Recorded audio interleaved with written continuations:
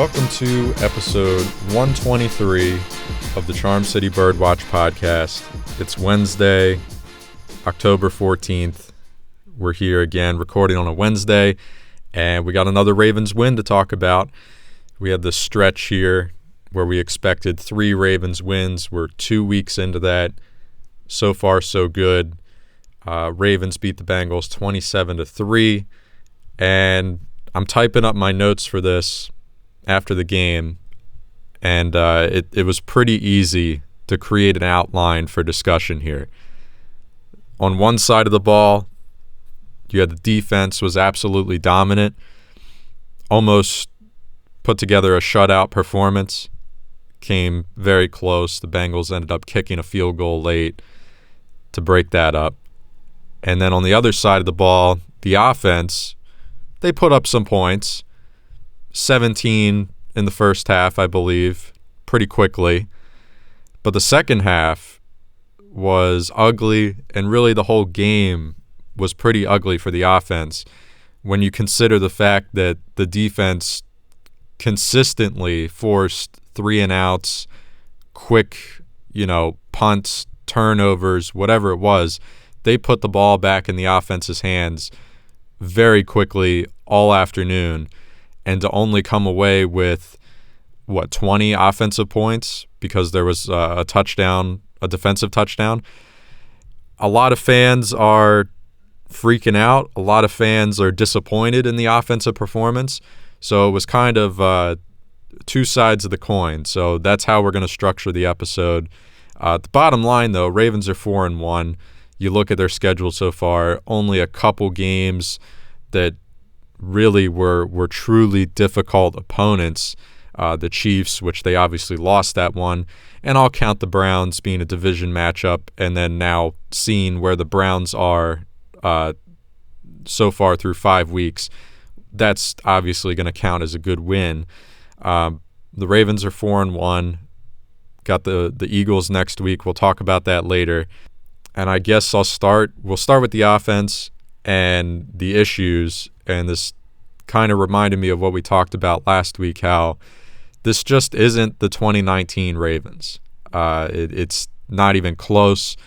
We admitted that it's not fair to expect record-setting numbers every week and a historic sort of season performance, but compared to what they did last year and what they're doing this year with pretty much the same roster, give or take a couple guys, it's disappointing. I mean, I'm not freaking out. I'm not telling you that we need to go into panic mode or anything, but the results have been disappointing, especially against a weak defense like the Bengals. I think we all expected a little bit more offensive production. And when it comes to these issues, for me, it starts with the offensive line. It's not the only reason, but I want to start with the offensive line because it's just been way too inconsistent this year. We all know they lost Marshall Yanda to retirement, but besides that, you're retaining pretty much the same group you had last year. Skura coming back from his injury. As a group, they didn't have OTAs, preseason, really any time prior to week 1 to mesh together in game action. But we're now in week 5, and I will say they played okay. They were okay this Sunday against the Bengals, but some of those same issues. I mean, they would let guys through untouched on some plays. Some breakdowns in the blocking. It seemed like they didn't know what was coming at them. And Lamar only hit the turf once, which is good. We saw he was hitting the turf quite a bit in the first 4 weeks, cleaning that up, so that's good. But he still was forced to throw the ball away, run faster than he wanted to, or escape the pocket before he wanted to. That is still game-disrupting stuff right there. So the offensive line, that's where it starts for me. And I want to get your thoughts, Jake, because like I said, this is something that I feel like we've brought up on every episode, is that inconsistency on the O-line. And they weren't terrible this week, pretty clean with penalties, but I just think that's the foundation, and I don't know what the issue is because you only lost one guy. Right, and the guy you lost is, like we keep saying, a potentially, in our eyes, a future Hall of Famer, which, even going into the regular season, I expected the Ravens offensive line to take a little bit of a step back from that standpoint. I mean, because the loss of Marshall Yanda, as we've said, just doesn't, hurt the Ravens in filling that right guard position. But I really do think that there's something to be said for some of Orlando Brown's struggles this year. And he's played better the last few weeks than he did the first 3 weeks of the season, but not having, the anchor and the veteran, the old wily guy next to him that was leading the entire group, really, for that matter. I think the Ravens are really feeling, the presence of Yanda not being there. And it's funny hearing, fans who have no idea that Marshall Yanda has lost like 500 pounds throughout the offseason say, they should try to reel him back in. And it's just not going to work like that. Marshall Yanda is not coming to one winning drive as much as I'd like to see that and suiting up for the Ravens again. It's just not happening. Going back to Sunday specifically in the offensive line, I mean, again, I think it was the second week in a row, according to the box score here, you only give up one sack. Lamar got hit 6 times, and I believe Burrow got hit 15 times. He was just getting obliterated back there. You look at it, 101 rushing yards, and I guess, to go along with the offensive line, obviously good to see Stanley back out there. And while the offensive line is still where the offense begins, no matter if we're talking about run or pass, the success of it all falls on the offensive line. And along with the offensive line not being what it was last year, I'm getting concerned with the play calling a little bit. It doesn't make sense to me. And you have one of the worst rushing defenses in the NFL. I'm not sure where exactly the Bengals rank. I know they were worse against the run last year, and they're towards the bottom of the NFL in terms of defending the run this year. But you run the ball 24 times and you throw the ball 37 times on a rainy day in a blowout where Lamar hadn't practiced all week. I just don't understand. They had the 10-point lead at 17-0 at halftime, and they just kept on insisting on throwing the ball. And I don't know if it's a Greg Roman thing of him trying to put together more of an impressive portfolio of diverse things that he's done to create an offense together. If he wants to get a head coaching job, I don't know if it's them wanting to build on Lamar's abilities as a passer. As for all the success they had last year, the one criticism of Lamar was, developing the downfield passing game more. I don't know if some of it goes into that. They also have a bit of a young receiver core. Maybe they just want to get these guys some targets, but they're running the ball very well when they do it. We might not be seeing all these, 10-yard, 15-yard just bursts like we saw last year. I think, we're seeing a little bit shorter, but they're still doing it very well. And I just don't know why they're getting away from that. They know what they're doing well. And even if they know what they're good at, and even if Lamar, it was a rainy day and the knee is not 100%, even if you don't need him to run because he only ran twice on Sunday, you've got 3 very capable backs to do that. So, I completely understand what you're saying as far as the offensive line too, but I was wondering, to kind of go off that, I guess, are you upset with the way they were calling plays on Sunday? Because that's been the broader or the bigger discussion, it seems like, the past couple of weeks, and especially after Sunday when they were in command for the entire game and still being very stubborn in terms of throwing the ball. I'm kind of curious to see what you think in that regard. Yeah, it's up there. The offensive issues are a multifaceted problem for me. Starts with the O-line inconsistency, but it's not them alone. And the play calling is obviously what's got everyone riled up right now. And you mentioned it, 37 passes for Lamar in a game where you're leading the entire game. Your defense is absolutely dominating. And just off that alone, he should be coming nowhere near 40 pass attempts. I think we can all agree on that. Harbaugh, credit to him. I mean, I'm a big Harbaugh fan. I am. I don't give him a full pass on everything. I feel like I can criticize him, and right now might be a time where we can do that. But I appreciate him sticking to his guns, and when the media is going to keep asking him this every week, why are you passing so much? He's got an answer, and he's got something to back it up. And he came prepared with numbers on Monday because he was anticipating the question, but he said something, 11 of those passes were in the 2-minute drill, or we had 2 drives late in the first half or something where we were passing a lot. So that skews it. And then he said that they ran predominantly on first down throughout the day. I can't remember the exact numbers, but he came with data because he knew the questions were coming. And I appreciate that. He's sticking to his guns. But at the end of the day, 37 pass attempts, it's just too much. And on top of that, it's not like Lamar was completing them either. If Lamar is actually connecting with his receivers, then sure, keep throwing the ball. What do I care? I mean, if you're moving the ball and scoring, I don't think anyone's griping. But you throw it 37 times and he only completes 19 of them for 180 yards. That's not going to do it. That's way off. And I don't know how much of an impact him missing practice had. I would think it certainly doesn't help. But they're obviously not going to tell us it was a factor. Lamar, Harbaugh, they didn't buy into that or didn't take the bait. But it definitely has some factor. And when you're an offense that, sure, they were great last year and historic, but this league is so year to year. And anyway, you come into this year, no preseason, no OTAs, you're thrown right into week 1. And they were pretty good in the first couple weeks, but we saw some of these issues. There were some things that needed to be ironed out, and we thought, no preseason, they'll fix it as the season goes. And now here we are in week 5, and you're still trying to fix some of these things, smooth things out. It really doesn't help when your quarterback misses practice at that point.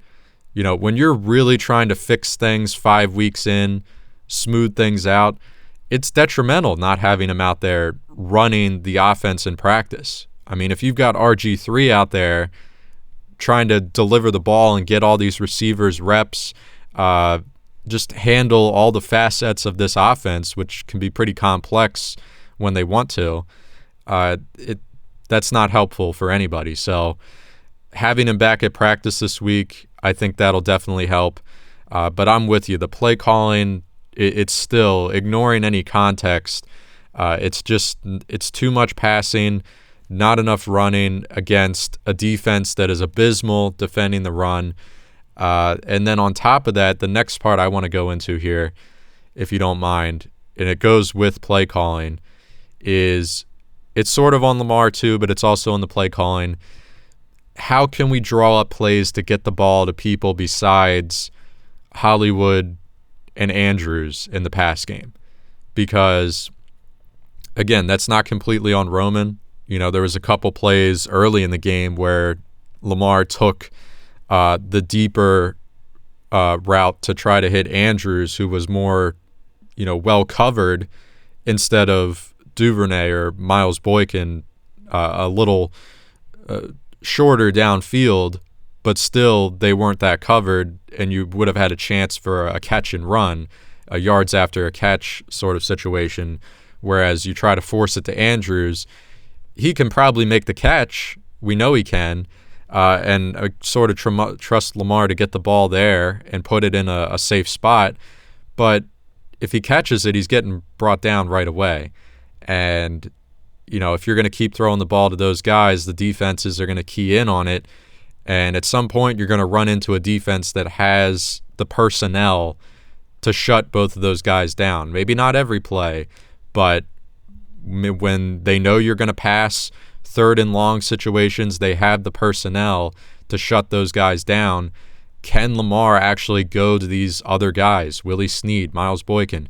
Because those guys can catch the ball. It's not like what we had a couple of years ago where we had these retread receivers who would drop everything that hit their hands, or Brashad Perryman couldn't catch anything. These guys can catch. Willie Snead is a tough hard-nosed receiver that loves to go across the middle. He's not afraid of contact. He can catch the ball. Miles Boykin doesn't have any drop concerns with me. He doesn't get enough targets, in my opinion, and everyone's on his case that, Miles Boykin's a bust. He only gets targeted like twice a game, and one of them might be thrown 10 yards over his head, like we saw this past week. So I just think they need to get more plays drawn up for some of these other guys because they are talented. And to their credit, they got Duvernay more involved, but there's still a long way to go into making this offense the unguardable, indefensible, juggernaut that we've seen Kansas City be at times with all of the talented guys they have. Yeah, and I mean, I know that Willie Snead and Miles Boykin, I don't know if it's it's definitely not a hands issue with the both of them. I mean, we know they can catch the football. I just don't think that those two guys really do anything to scare defenses. Obviously Hollywood and Mark Andrews are going to be the focal point, and they're even going to, be exposed to double coverage in certain situations.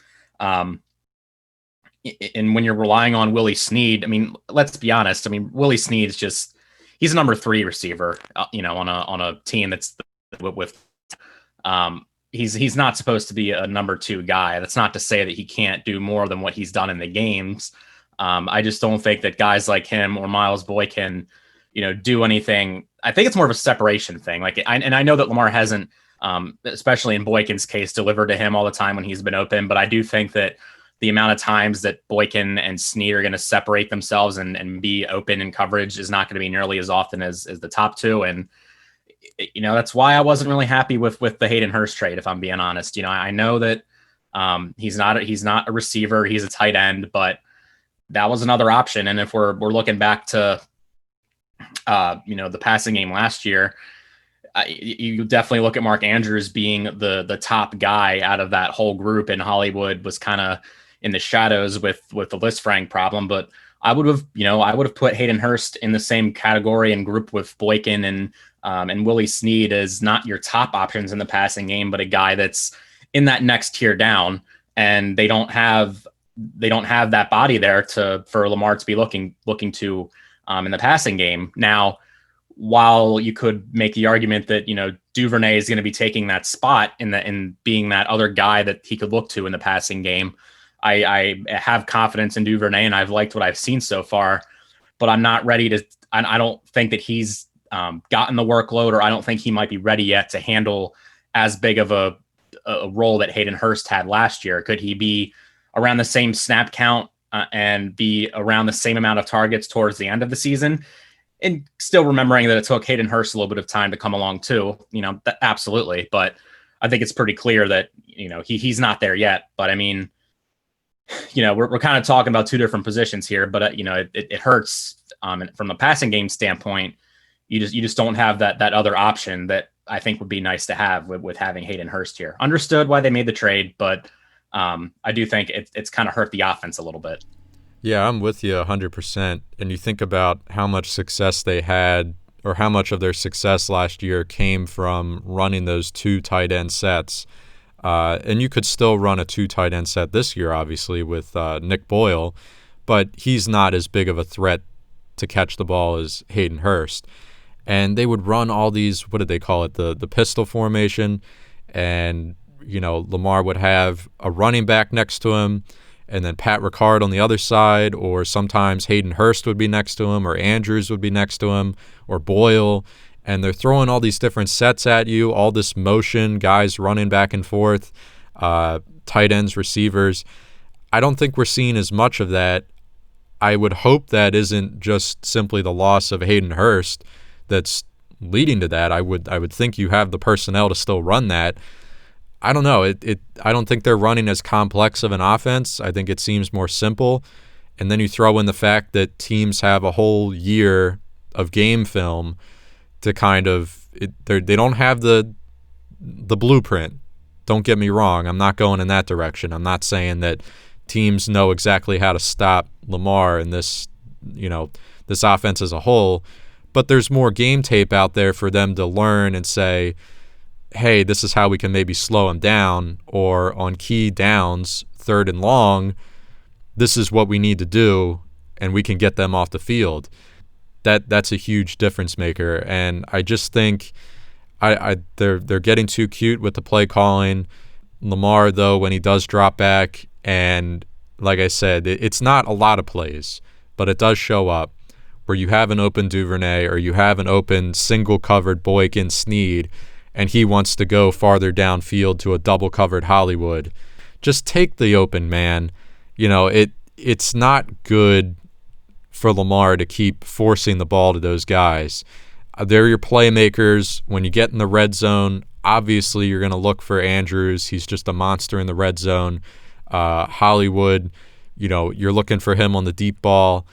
That's fine. But when you're trying to pick up crucial first downs, the teams know that they're going to have to key in on Andrews and Hollywood on key third downs.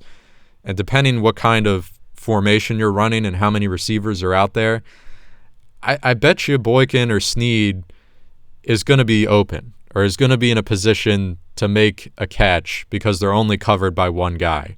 And not the best guy either. The best guys are being allocated to Andrews and Hollywood. So I just think Lamar needs to be better spreading the ball around, taking the open man, delivering a better ball. That's the other thing with him. I mean, he's just been off with his passes. Like I was saying, that might be a practice thing, but it's not the first game that's happened where he's overthrowing guys. The connection with Hollywood on the deep ball is surprisingly off. I mean, I thought that would be a guy that he would be completely in sync with, and he can't seem to hit him on a deep ball. It's just something's off. So I trust him to fix it. I'm not freaking out. I'm not super concerned, but I just thought they would be much better at this point in the season. Do you have anything else on the offense that concerns you? Play calling, whatever it is?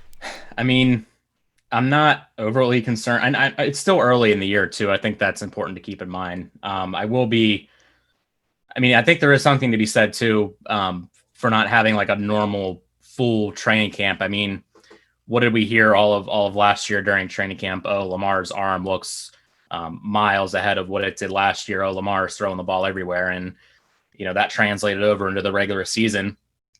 And every team had to, have this ramp up period, play no preseason games. So I'm not making excuses for him or anything, but I think not having a normal off season full of preparation might be a small piece of the puzzle that's causing some of these issues. A little concerned about Lamar, like you were saying, he's still going back to what we were looking at going into this season, hasn't been connecting on a lot of deep balls. That's obviously something that is still a work in progress, and you'd like to see him continue to develop and get better in that area. But when you're missing practice, and I know also being ill, according to Harbaugh, might have went into that last week, that'll hurt you in that area. And then you add in being a little bit of a slick day, and, they were just off. But I think, they have another relatively, every team in the NFL is no joke, but relatively, when you're comparing the rest of the schedule, easy game coming up this week. You have the bye. I know typically that they'll be in the building for a few days out of their bye week. Obviously, they'll let the players go home for some of that week, but hopefully they're able to look at some things over the bye. And Harbaugh's teams have been known to take the bye, and good things have come out of that. So if I don't think if we don't start seeing after the bye week some changes in terms of Lamar, in terms of the offensive line, in terms of the play calling, if things still look like they are now, then I think we might the concern might start to get a little bit more real and settle in. But I'm not in panic mode yet. I think there's definitely plenty of time to get some of these things situated. And I mean, even going back to last year, the offense and the defense really didn't start firing on all cylinders until week 7 or after their bye week. So we'll just have to wait and see. Right. Yeah. I mean, last year, you're absolutely right. They did take a while. Even the first couple games of that win streak, the Pittsburgh, the first game, that was as ugly of a win as you can get. Sweating that one out into overtime. The one more thing for the offense, the run game. You talked about this, I think it was last week, about having a prominent ball carrier. This week, but I guess a little bit closer to that, Mark Ingram carried the ball 11 times for 57 yards. Gus had 7, and Dobbins only had 1. So, I mean, to quickly recap, if anyone didn't hear us last week, I think you like the idea of having a prominent ball carrier and still utilizing the Dobbins or whoever the prominent ball carrier is, still utilizing the other two. But it's nice to have a guy that you know is your go-to guy. I thought that splitting the carries evenly amongst all three was what I liked best. How are you feeling? You obviously said the run game was good in this game. I think we would have liked to have seen more carries. But for me, Dobbins, only 1 carry, and he takes it 34 yards, and you don't give him the ball again. What's the story there? If you gave him 1 carry and he got stuffed at the line, I'm still going to be calling for more carries.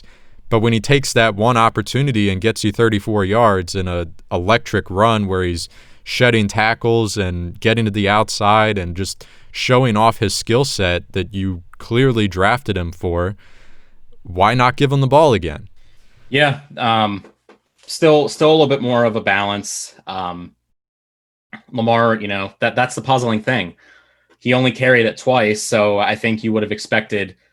I think 11 carries for Ingram is a pretty reasonable number, but they did also, they got creative with it. They had Marquise Brown and Duvernay. Duvernay, it seems like he's good for at least 1 end around a game, something along those lines. And I know they do something similar with Willie Snead on occasion. But yeah, 11 and 7 between Ingram and Edwards. I think that, not that it looks normal, but I think we've seen numbers pretty similar to that in the past. But yeah, that's the puzzling thing is getting Dobbins more involved. And, it was kind of going back to the game against the Washington football team, and I got the name right that time.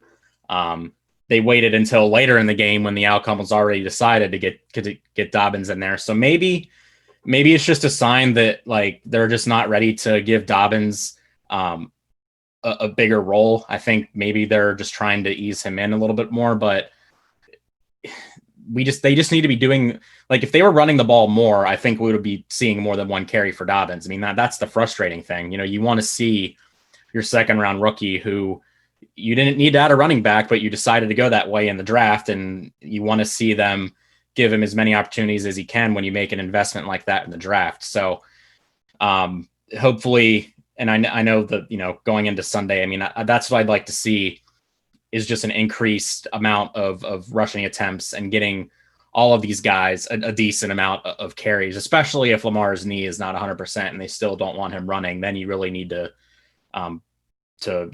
focus on getting those guys their due. So we'll have to see how that develops. But yeah, definitely would like to see more for Dobbins. And, not that I'm all up in arms. Gus Edwards had, only 25 yards on his 7 carries. So his yards per attempt was a little bit down this week, but yeah, we'll see how that, continues as we monitor Lamar's situation and, what they decide to do between those 3 guys.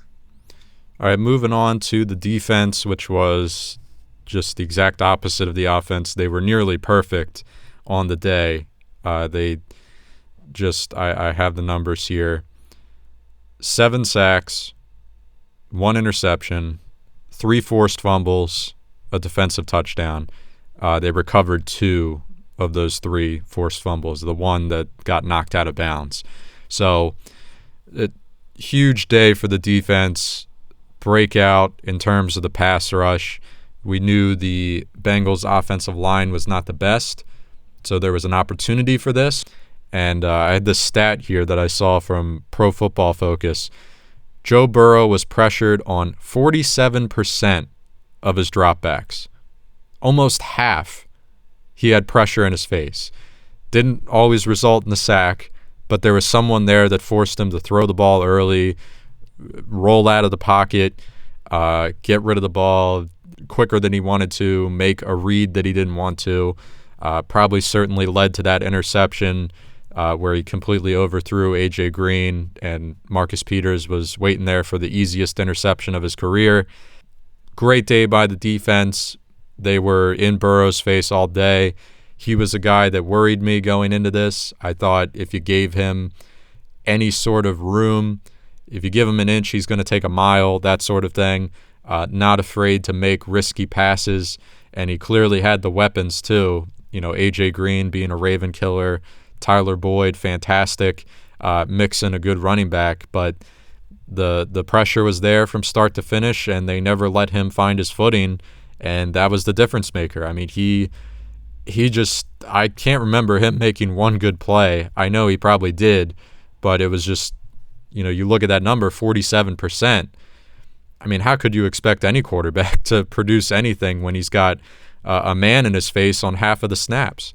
Yeah, and how about Patrick Queen too? I mean, we went into Sunday, it's the LSU matchup, the rookies seeing each other again, Patrick Queen taking on Joe Burrow, former teammates there. And I mean, not only does Patrick Queen have himself just an outstanding day, he, 5 weeks into his career, just won AFC Defensive Player of the Week for the first time, 9 tackles, which led the team, a forced fumble, 2 fumble recoveries. I mean, that'll happen on one play, a sack, forced fumble, and recovered it. And then he also recovered another fumble and went back for a touchdown.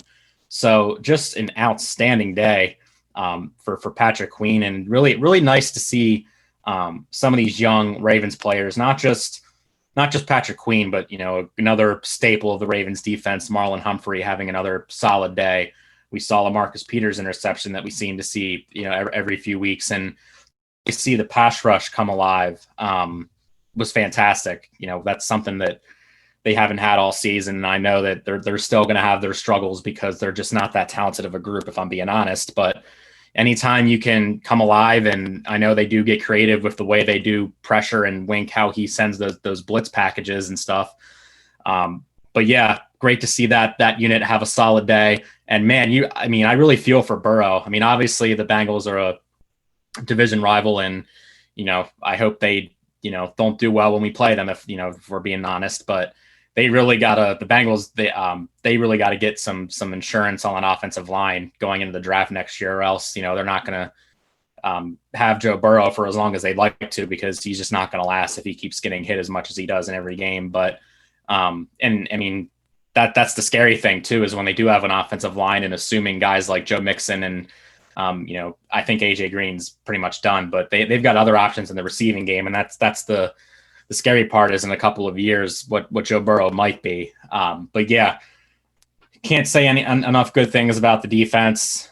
With the offense, struggling, it was really great to see the defense be able to hold the Bengals to 3 points, and they barely, avoided the shutout the Bengals did. So that was fantastic, and you hope that we see something similar coming up against an Eagles offense that certainly had its struggles throughout the season too as well. Yeah, and I wanted to focus on the pass rush and the scheming. We'll be real here, and obviously this defense isn't going to get 7 sacks every week. It's more realistic that they try to get like 3 or 4, and they can obviously still add someone maybe at the trade deadline, which I would welcome. But for me, the key is, when are you getting this pressure? If you don't get a sack, is there at least a presence? I feel like I've been saying the same thing for weeks. Do you have a presence in the backfield? They clearly had that this week. Almost half of the dropbacks, there was a pass rush presence.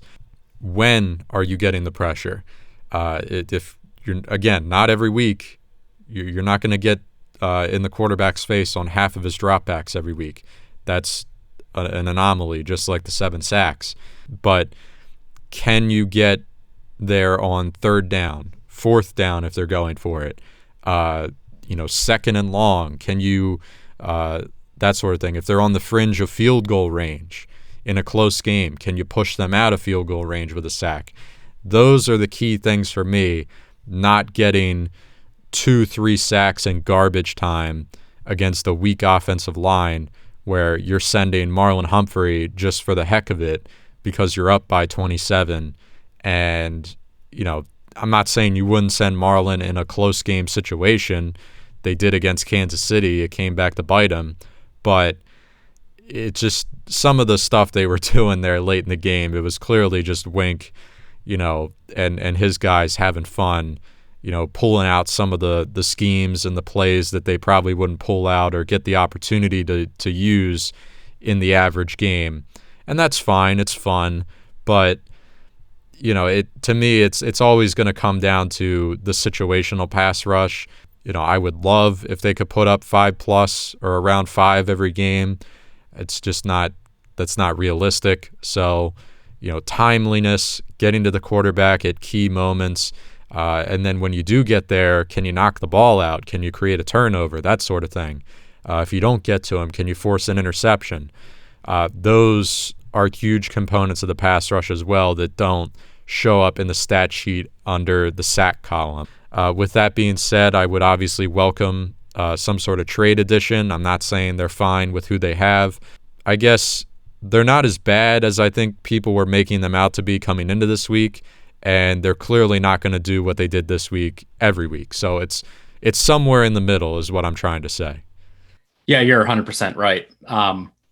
And that becomes the key is when they don't get to the quarterback, even if they are establishing a rush, is the amount of guys that they're sending become a detriment when the quarterback gets rid of the ball or goes off to a screen, which we've seen has bitten the Ravens defense on several times leading up to this point in the season. So I'm with you. It's obviously while it was great to see, I'm not expecting the Ravens to get 7 sacks next week against Philly. I mean, 3 or 4 would be great, for a defense, a pass rush that's gotten away with no sacks or 1 sack this season on multiple occasions. I do think that even if you're not getting 7, just to get a couple to give yourself a reasonable chance.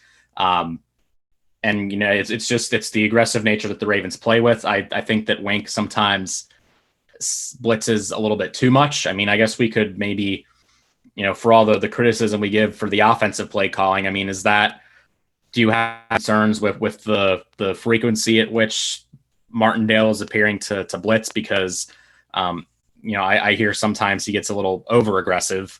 I'm not a defensive play caller or a expert in that area, but I was wondering if, because the Ravens don't have that talented of a pass rush, and they also work in other ways. And I think the defensive backs, for that matter, had 5 of the sacks on Sunday. But do you have any concerns about, how aggressive Wink is with the blitzing?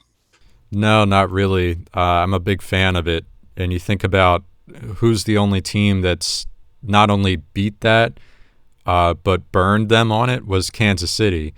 And it's obviously not something that you're going to do every week. I think we can all agree, after watching that Kansas City game and then seeing what Bill Belichick did, who's a great defensive mind as a head coach, drew up in their matchup against Kansas City. He didn't send the blitz, or their defensive coordinator, whatever their game plan was. They didn't send as much of a blitz, and they relied on their secondary to cover all of those weapons downfield. And it seemed to work for him. And I think we can all agree that if Cam Newton was playing in that game on the offensive side of the ball for New England, that they would have at least been in that game right until the last play and maybe even won that game. So without getting off on a tangent there, I think that's how you should approach a team like Kansas City. But a team like Cincinnati or a team like this week against Philly, they don't have, or in the case of Philly, they don't have that many offensive weapons right now with all the injuries they have. Send all these blitz packages. Wentz is not a rookie quarterback. I think that was part of the game plan this week, was to try to get Burrow off of his game, give him different looks. But still, against a quarterback like Wentz, when he doesn't have that many reliable receivers, try to pin your ears back and get after him. I'm fine with that. And it's not like Wink is sending a bull rush on every single play. He's got, we've seen it with Judon. He'll line up on the end of the line, and then at the snap, he'll drop back like he's going to cover the flat. and then he'll zip around and come through the middle. They'll send Deshaun Elliott. He'll come up towards the line, and maybe he'll blitz or maybe he'll drop back at the snap. They used to do that with Eric Weddle all the time. It's giving all these different looks, or they've seemed to have tried to send Patrick Queen up the middle on a lot of blitzes this year, utilize his speed, something that they didn't send C.J. Mosley on that many blitz packages. I think it's the creativeness of the blitz that's going to be their strength, and that's why I'm a big fan of it. It was a huge deal for them in 2018, and last year to some extent as well, but when they made the playoffs in 2018 and Lamar was coming in and he was playing this completely different style of offense and teams were having a little trouble keeping up, Lamar wasn't dominant. I mean, he was doing enough to win and he was giving teams a different look. But what really sealed the deal in all those games down the stretch was the defense. I mean, they were lights out. And the big key was they would line up on almost every play with 7 or 8 of their guys hovering around the offensive line. And you're forcing the quarterback to stand there and be like, okay, well, who's coming after me? Who's going to drop back? Are they all going to come after me? Is anyone going to drop back? That sort of thing. So it's that sort of stuff that you can confuse the opposing quarterback, even if they are a veteran. You can confuse a quarterback with that. So I'm a big fan of it, but I will say it's situational, and we don't have to tell Wink that. He's an NFL coach for a reason. He knows it's situational, and if the Ravens end up meeting Kansas City in the playoffs down the road, I would expect them to go with a little bit of a different game plan than what we saw 2 weeks ago. So I say all of that long-winded rant there. I'm fine with the blitz is what I'm getting at. But there are teams that you'll run into where it's probably in your best interest to blitz less. Yeah, and I do think, we'll probably see some of that coming up. And just taking a look at the stretch after the Eagles game coming up on Sunday, it's going to get a little bit tough as Cooper is laying behind me. Sounds like he's having a dream or something. But after the bye, Steelers, Colts, Patriots, Titans, who I was not expecting what I saw last night when they're blowing out Buffalo. That was really impressive. Steelers again, Dallas, who, they just lost Dak Prescott, but Andy Dalton knows the Ravens extremely well and has come into M&T Bank Stadium and beaten them in the past in big games. The Browns after that look really great. So there's going to be a number of great quarterbacks they're going to be facing over the next couple of weeks, assuming nobody catches COVID. You talk about Roethlisberger. Phillip Rivers isn't what he used to be. I'm not too worried about him, but the Colts are still playing decent ball. Cam Newton, Tannehill, Roethlisberger again, Dalton and Baker Mayfield. Going up against a rookie quarterback and Dwayne Haskins is one thing, and those are still very talented guys. But as the Ravens, face some of these tougher opponents next week, and maybe they can get away with some of the pressure if they send it towards Roethlisberger because he's a statue back there at this point. And same goes for Phillip Rivers. But you're also going to be running into some talented quarterbacks like Tannehill and Newton and Mayfield that are going to move around and evade that pressure. So as they get into this tough stretch here, I will be interested to see if maybe some of that changes. But I wouldn't be surprised if we still see the ultra aggressiveness that we see, just because that's Wink's style and that's what he's done since he's become the defensive coordinator here. Obviously a lot more aggressive than what Dean Pease used to do. So yeah, but that, I'll be interested to see if their thought process or if their game plan changes or gets tweaked at all as they get into this more competitive part of their schedule coming up here after the bye. Well, let's look to the immediate future. This week against the Eagles. I just saw this yesterday. The Eagles are going to have fans in attendance. I believe 7,500 or 7,000 fans are going to be at the link on Sunday. First time the Ravens will play home or on the road against fans. They have had these past 2 home games, I guess, like 200 family players and staff have been there, but enough people to make noise. This is the first time they'll be experiencing that. I think that'll be an interesting scenario, an interesting test. It's not like these guys aren't used to playing in front of, 70, 80,000 people. I'm not going to say that 7,000 people is going to, make him nervous, and Lamar's going to have to cover his helmet ear holes so he can hear. But it's going to be different than what you've seen for 5 weeks so far. And I think, if you start on offense, does that have any impact? Does that small crowd give Philly any sort of boost? Because I think the one thing we've seen this year with all these empty stadiums, especially in places like New Orleans and Seattle and Baltimore too, to some extent, just how much of an impact not having a crowd has. And, people that know football, I think, that are smart about football will never write off completely the impact of a crowd. But I do think there's a contingent of people out there that would say, oh, that's not a big deal. I mean, obviously they make noise in their presence, but these guys are all professionals, and, whether there's a crowd there or not really doesn't make a huge impact on the game. No, it does. And you look at what Aaron Rodgers did going into the Superdome in New Orleans, a couple weeks ago. That's a road game for him, and he's barking out calls and getting the Saints to jump off sides like he's playing at Lambeau and it's a home game. That makes a huge difference. In Seattle, not having their crazy fans in attendance, that's a huge difference. So I'm not going to sit here and tell you that having 7,000 people in Philly on Sunday is going to be the difference between a win and a loss for the Ravens, but it does make an impact, and we'll see if the Ravens can at some point down the road do something similar where they host 5,000, 7,000 people at M&T Bank Stadium. But as far as this game, it's really all about the Ravens offense. How good do they look compared to this week? Philly's defense is more formidable than the Bengals, obviously. They got some talent on that side of the ball. Will present a good test for Lamar and company. But I'm just, whether they run the ball a lot or pass the ball a lot is irrelevant. I know we spent a lot of time harping on the play calling and the balance. I'm not ignoring that. I stand by what I said. But no matter what you're going to do, run or pass, do you at least look good and competent doing it? Because, again, Lamar goes 19 for 37. If he goes 25 for 37, 30 for 37, I don't think we're having the same conversation this week. So if you're going to pass the ball a lot, can you at least complete your passes? That's the thing for me. No matter what they do, whatever the offensive game plan is, do you at least look good? So that's my big key is the Ravens offense bouncing back, putting all the pieces together.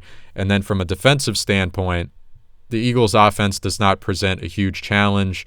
You've got absolutely no weapons. I'm not too concerned about the Ravens defense shutting them down or holding them to a low total. Yeah, and I mean the Eagles too. I know they lost to Pittsburgh on Sunday, but I mean they scored 29 points. I mean that's very respectable, and they did handle the 49ers relatively decently on that Sunday Night Football game a few weeks ago. So I know their record's not impressive or anything. They only have one win, but I think the offense for Philadelphia, especially after just such a putrid start to the season, not that they're blowing the barn off or anything, but I think they're starting to find their ground a little bit, and they've been wrapped in injuries too. So I mean, even it takes a little bit of time when you have guys that were working at Target the week before to get a little bit of chemistry and get those guys into the lineup and consistent reps and things like that. It just takes some time with Wentz, even though he hasn't been nearly the quarterback that he was when he went off in 2017 before he tore his ACL, and then Philly went on to win. Going back to the fans, though, I mean, for the Ravens, even if it's not in their home stadium, I do think that having a crowd like that, over 7,000, I know that's not huge. That's like a 10% capacity, maybe a little bit more. I think it'll be good for both teams, especially in the case of the Ravens, where they've had absolutely no environment at all this year, both at home on the road. I think it'll be good for them to have just at least some sort of game environment, even if the crowd is against them. They know they're they're not in this isolated environment. It's just the two teams. It's just the coaching staff playing in the stadium, and you have people that are around the world, but nobody in the stadium to view it. I do think that being able to make plays and go out there and run around with a crowd will be good for the Ravens, just as it will be for the Steelers too, or excuse me, the Eagles. I know Pittsburgh had some fans in their stadium last week, so the Eagles at least got some exposure to having a crowd there. But this will be their first game in front of their home base, so I think it'll be good for both teams to get a little bit of that. And the Ravens have some time here with the bye coming up to think if they want to maybe get up to 7,500 or whatever it is. I'm kind of shocked that Pennsylvania was quicker than Maryland was in terms of easing the restrictions. But I do think that that's coming at some point for the Ravens. It's just a matter of when, as we'll see. But going to the game, something similar. I mean, I was expecting the Bengals game to be closer than 21-3, or excuse me, 27-3, and then I was expecting the game in Washington to be more of a blowout than it was. So, I mean, I'm gonna go off a limb here and say that this game be relatively on the closer end. I still think the Ravens win by at least 10 points, at least 2 touchdowns. I could see that as well. But I'll say that, and they'll end up blowing the Eagles out on Sunday. That's certainly what I hope happens. But yeah, like you were saying, I'd like to see more of a commitment to the run game, 1, and 2, when you do decide to throw it, I'd like to see more completions from Lamar. You would hope that a full week of practice, assuming that that's what he gets this week. And I know that they're just saying the practice field for the first time this week on Wednesday, as we record here. They're probably getting ready to get out there now. I know they're also in the process of meeting with the media as well. So that's what you're looking for on offense, more of a balance, more of a commitment to the run game, and more of a consistent look from Lamar. And then on defense, just get to Wentz. I mean, this guy, just not what he was 2 years ago. All the injuries he suffered, I think he kind of crumbles under pressure. So if they can get to him, hit him around a little bit, I'm expecting at least 1 turnover, maybe 2. I think we'll see at least 1 interception, either from Humphrey or Peters. And the Ravens walk out of Philly with, I'll go 30-19. I'll throw an interesting number out there, 30-19. The Eagles they'll be able to move the football, and they'll get down into the red zone a handful of times. But I think that the Ravens will be able to stop them when they need to and force Philly to kick some field goals. And the Ravens, they score enough points and do what they need to do on defense to go to 5-1, and then rest up, and we'll worry about Pittsburgh when we need to. But they need to get this win on Sunday so that they can, get to 5-1, and even though if they're not as impressive as this year, at least, I mean, that'd be one thing. They're not as impressive as they were last year, but after 6 weeks, they were 4-2, and to be 5-1, that'd be better technically than last year. So. But first and foremost, before we even worry about the bye, get out of Philly, another close road game, but get that win on Sunday. Yeah, for a score for me, I have 30-13. Thought you were going to steal my score there for a second. 30-13. I think the offense gets to 30 this week without a defensive score. So that could be higher if the defense somehow scores or sets the offense up inside the red zone off a turnover. But I do think they hit 30 by themselves. So that is episode 123 of the Charm City Birdwatch podcast. We will be back next week. I don't know what we're going to do next week. We might save it for later in the week because it's a bye. I don't know what we're going to do, but we'll have an episode for you next week. And we appreciate you guys for listening as always, whether it's on SoundCloud, on YouTube, on Spotify, wherever you listen, Apple.